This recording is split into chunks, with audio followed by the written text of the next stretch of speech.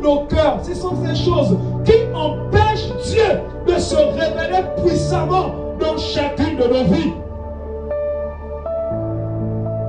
Et ce matin, Dieu va retrancher ses graisses. Cœur des intercesseurs, il y a les cœurs des évangélistes, mais quel est le cœur que tu as ce matin? Quel est le cœur que tu as ce matin? Parce que le cœur d'un adorateur a une attitude. Le cœur d'un adorateur a une attitude, a un comportement. Le cœur d'un sacrificateur ne se comporte pas comme celui d'un adorateur ou d'un évangéliste. Chacun a son cœur. Chacun a son cœur. Tu ne peux pas prétendre aller dans les profondeurs avec moi si tu continues à traîner les mêmes dispositions de ton cœur.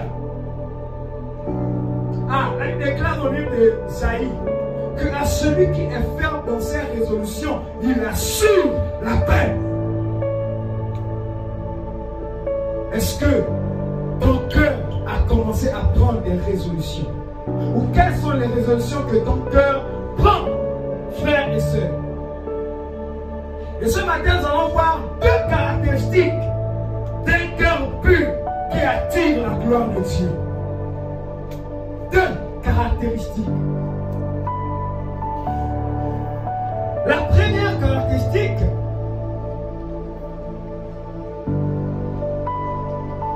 dans le livre de Psaume 51, verset 10, la Bible déclare: ô Dieu, crée en moi un cœur pur.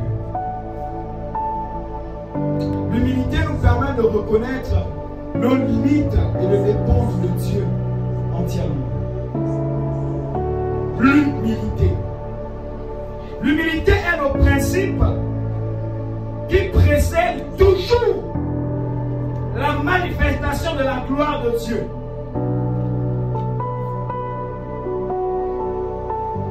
Parce que la Bible déclare qu'il abaisse ceux qui sont orgueilleux et il élève ceux qui ont un cœur humble. La pureté de ton cœur va se refléter par ton humilité. Par ton humilité. On va lire quelques passages rapidement. Jacques 4, verset 6 déclare: Dieu résiste aux orgueilleux, mais il fait grâce aux hommes. L'humilité ouvre les portes de la grâce divine. L'humilité ouvre les portes de la grâce divine. Dieu résiste aux orgueilleux, mais il fait grâce aux humbles. Lorsque tu es humble, lorsque tu manifestes l'humilité, Dieu fait descendre dans ta vie sa gloire. L'humilité attire la grâce. L'humilité attire et ouvre les portes du ciel. L'humilité précède la gloire. L'humilité conduit vers l'élévation divine. Tu veux vivre dans la gloire? Commence par l'humilité. La deuxième caractéristique, c'est la vérité. Un cœur pur, c'est un cœur vrai. C'est un cœur vrai, un cœur sincère. La vérité est une dimension spirituelle parce que la Bible dit que Dieu lui-même est vérité. Et là où il y a la vérité, règne la gloire de Dieu.